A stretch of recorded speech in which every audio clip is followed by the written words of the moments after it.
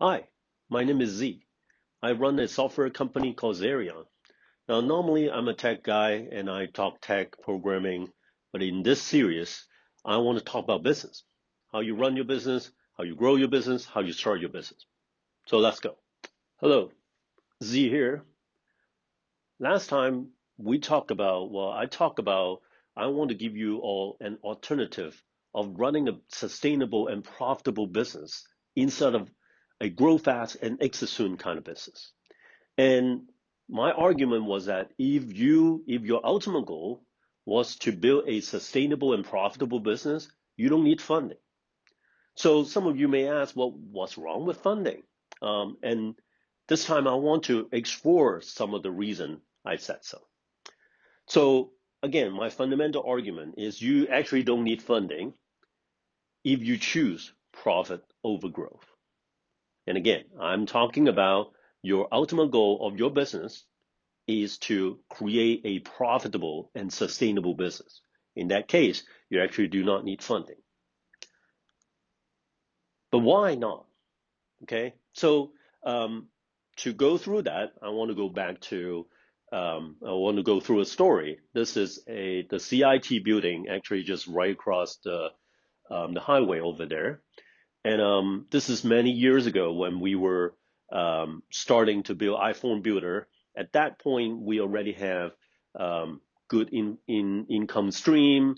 We actually was passing a million in revenue, and we had an opportunity to pitch to investor. Now, this is a building called CIT, the Center for Innovative Technology. It's a government agency and a building to support businesses like us, like they want to attract high tech companies. So we went there and pitched to them. We went through how we build it, how we fund it, how we get to the point that we have a sustainable business.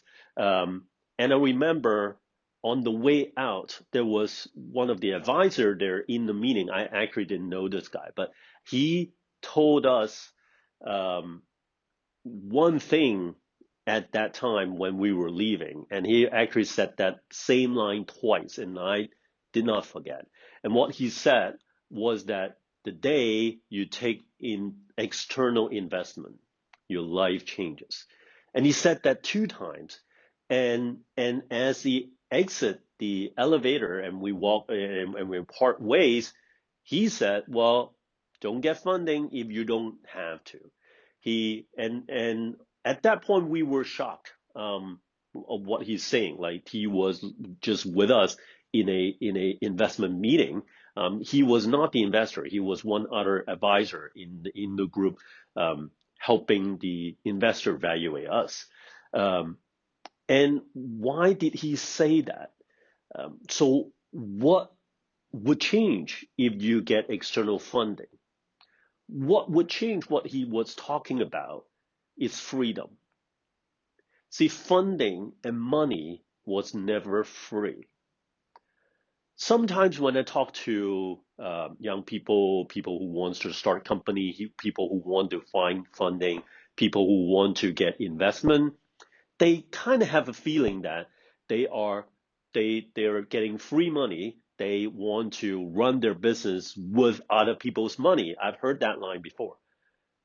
Well, yes, that's kind of what you're doing, but guess what? Those people do not give you their money for free.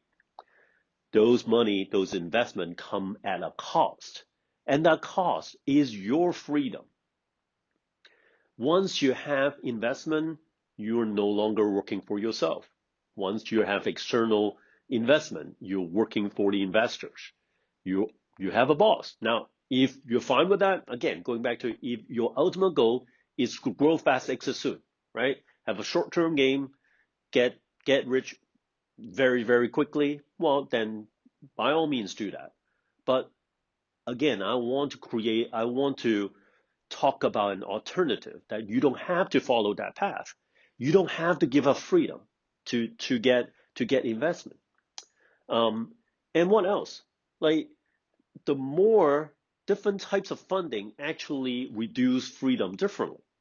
So we talked about we we talk about investment, right? We haven't talked about debt funding, right? These are just basically borrowing money. Now, when you're borrowing money, you have less freedom also because you have to pay back, but um, you have more freedom if you borrow money than getting pure investment. So even when you get investment, there are different types of investment you can evaluate how much freedom do you want to give up in order to get investment. And if you ask me, I say, I don't want to give up any freedom. I want full freedom. And yes, that makes your journey a lot more difficult because money solves problems. But guess what? You you join this movement. You want to build a startup, not to do something easy. If you want to do something easy, go flip burgers. That's easy. They pay you $15 an hour, right? So don't take the easy route. Do the hard thing first and choose freedom. And choose freedom, you don't need money. Resist the temptation of getting investment and keep your freedom. Now, that's reason number one. Reason number two is this research here talked about 90% of all startups fail. And I drill down to why is that and what makes most startups fail. And I have an interesting viewpoint because many years ago I was on the stage with some Hong Kong officials. Then we were promoting Hong Kong as a center for tech startups. We want to build Hong Kong to be one of the like Silicon Valley of the East, right? So to have a lot of startup ecosystem, and the government wants to attract people to build startups and to attract people coming to invest, coming to work and build up the city that way. And what they talk about is they want to create Hong Kong's unicorn, right? So that meeting that I was joined actually in LA was around 2013. Um, by 2017, Hong Kong actually had its first unicorn, right? And unicorn is defined as a company valuated at $1 billion in value, right? So in 2017, 4 years after we first talked about this idea, Hong Kong has its own um, unicorn.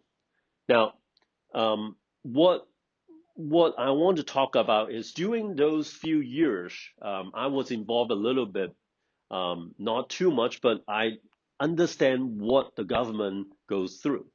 They are trying to have 400 to 500 startups started so that they have a unicorn. And by definition, unicorns are these types of grow fast and exit soon type of scenario, right?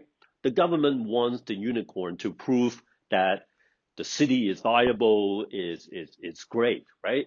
So in order to do that, they talk about having to build 400 to 500 startups every year.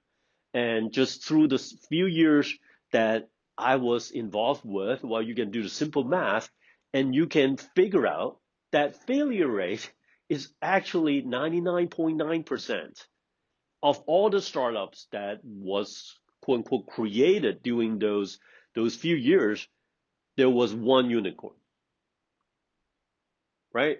So and and the point is that I don't think that's the best way to run your business. Now, if you are the government, well, you want your unicorn. That is the way you go about doing it. Trying to attract 1,000 companies to have your one successful. But you are your one company. Why do you want to sign up for a way of life that is very high risk? I want to argue that if you change your goal from grow fast and exit soon into most important, profitable and sustainable, your risk will go down. Now, there's no research on these type of business because these are boring, right? And maybe if you all like what I'm saying, we can later on fund the research to see success rate of these types of companies. But I suspect the failure rate is much less than 50%. So now again, I cannot scientifically prove this rate, but the other side is research, right? And a normal grow fast, exit soon startup fail at 90 to 99%. Okay, from different group. One group says it's 90% in general, and from what I saw working with Hong Kong is 99.9%, 1 in 1,000. And I argue if you build a company focused on sustainability and profitability, your rate of success is a lot bigger than half, right? So you have a bigger chance of succeeding. So what am I saying? I'm saying if you choose profit over growth and resist funding, you have more freedom and lower risk. So why not? Like, this is amazing. What I don't understand is why most people choose funding, which you give up freedom to get more risk. How does that make sense? Normally, you give up freedom to lower your risk, right? Like you work for a company, right? So you get a paycheck that you give up freedom, but it's a lot lower risk, right? So it's easier to get your money. But in this case, you're actually giving up freedom to have higher risk by having funding. That just does not make sense. So please choose profit over growth, resist funding, have higher freedom, lower risk. Okay, so that's it for now. Now, next, I'm going to talk about, I'm actually not against funding. I am against funding addiction, which will be the next topic. All right, so until next time, I'm Z, and